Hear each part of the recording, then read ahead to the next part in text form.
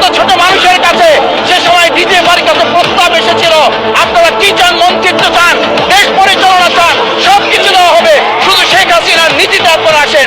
সেই নীতি তো ছিল ৭২ সংবিধান, সেই নীতি নিয়ে আজকে কেন এখানে এত কথা বলা হচ্ছে?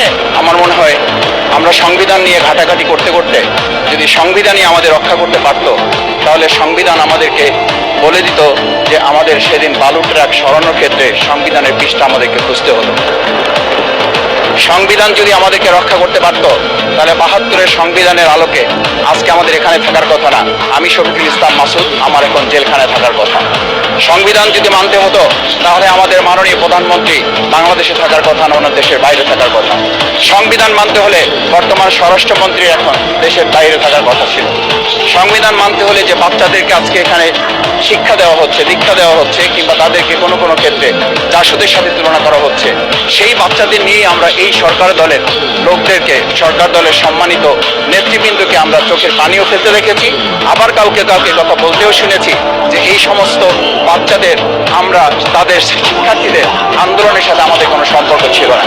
আমরা খুব লজ্জিত হই মাননীয় স্পিকার, আমাদের এই বর্তমান সময় আমরা যদি এটা খেয়াল করি যে আমাদের বাংলাদেশের এই বর্তমান প্রেক্ষাপটটা নতুন করে এখন যে গণভোটের যে আজকে ন্যায্যতা অন্যায্যতা, সাংবিধানিক পৃষ্ঠা, লাইন, অক্ষর, তারিখম আমাদেরকে শেখানোর চেষ্টা করা হচ্ছে, যদি সেটা হতো তাহলে বাংলাদেশ জাতীয়তাবাদী দলের সম্মানিত মহাসচিব তিনি কয়েক হাজার পুলিশের বেষ্টনীর মাঝখানে একা একটা মোবাইল নিয়ে তাকে আমরা দাঁড়িয়ে থাকতে দেখেছি, তখন সংবিধান আমাদেরকে রক্ষা করতে পারে না। মাননীয় স্পিকার, আমি ৩৫০ মামলা নিয়ে ৭ মাসের ব্যবধানে, আপনিও আমার ২-১টা মামলাতে আপনি আমাকে সহযোগিতা করেছেন, সেটা এই সুযোগে ধন্যবাদ জানাতে চাই। আমার ৩৫০ মামলা জামিন করতে ৭ মাস সময় লেগেছে, আমার বের হতে সময় লেগেছে ৪.৫ বছর। আমি সেই ৪.৫ বছরে ৩বার অ্যারেস্ট হয়ে 2বার গুম হয়েছি। আমি তখন ডিজিএফআই, এনএসআই, ডিবিএসবির কাছে জানতে চেয়েছিলাম, আমার সামনে দিয়ে বড় বড় নেতারা বের হয়ে যাচ্ছে, আমার অপরাধটা কি? তখন বলেছিল তারা হুমকি না, হুমকি হচ্ছেন আপনারা।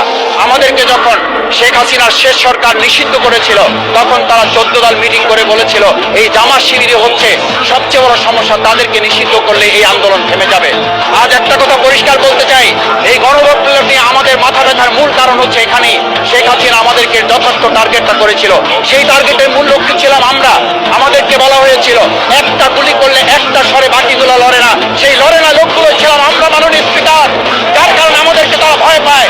আমরা এখন বর্তমান সময় ভিডিও দেখতে পাই যে শেখ হাসিনা বাইরে থেকে বলেছিল আমরা এই দলকে ভোট দিতে বললাম, আর সেই দল আমাদের সাথে আবার বিশ্বাসঘাতকতা করেছে। আমরা সেই শেখ হাসিনার বক্তব্য শোনার পর আমরা কাউকে আজকে এখানে বলতে শুনে নাই শেখ হাসিনার ওই বক্তব্য সঠিক নয়। এই মানুষ প্রতারিত হয়েছে, বেইমানি করা হয়েছে। আবার যদি গণভোট, জুলাই সনদ নিয়ে এই জাতির সাথে প্রতারণা করা হয়, তাহলে মূল্য দিতে হবে শুধু নয়, আবার আমাদেরকে 17 বছরের সেই জেল জুলুম, নিপীড়ন, গুম খুনের জায়গায় আমাদেরকে ফিরে যেতে হবে। আমি মনে করি পরিষ্কার বক্তব্য, গণভোটের প্রতি সমর্থন না জানিয়ে জুলাই সনদকে যদি আজকে ইগনোর করা হয়, তাহলে আমাদেরকে কিন্তু আবার সেই গুম খুনের আয়নাঘরের দিকে আমাদেরকে ধাবিত করা হবে। আমি মনে করি গণভোটের বিরোধিতা করার অর্থ হচ্ছে আমরা আয়নাঘরকে সমর্থন করতে চাই। গণভোটের বিরোধিতা করা মানে হচ্ছে ৭০% মানুষকে আমরা অন্যায্যভাবে তাদেরকে আবার ধিক্কার জানাতে চাই। আমি এখানে কেন স্পষ্ট বলতে চাই, আপনারা যেমন ৫১% সমর্থন নিয়েছেন, ৭০% প্রায় জনগণ কিন্তু গণবিপ্লবের, গণভোটের পক্ষে তারা রায় দিয়েছে। আপনাদের যে সেই ৫১%-এর তুলনায় সেই ৭০% প্রায় গণভোটকে যদি আপনারা ইগনোর করেন, তাহলে আমি বলবো আমার বাউফল, আমার পটুয়াখালী শুধু নয়, গোটা বাংলাদেশ আবার জেগে উঠে গণভোটকে তারা কার্যকর করবে। ধন্যবাদ, আপনি 1 মিনিট পেয়েছেন।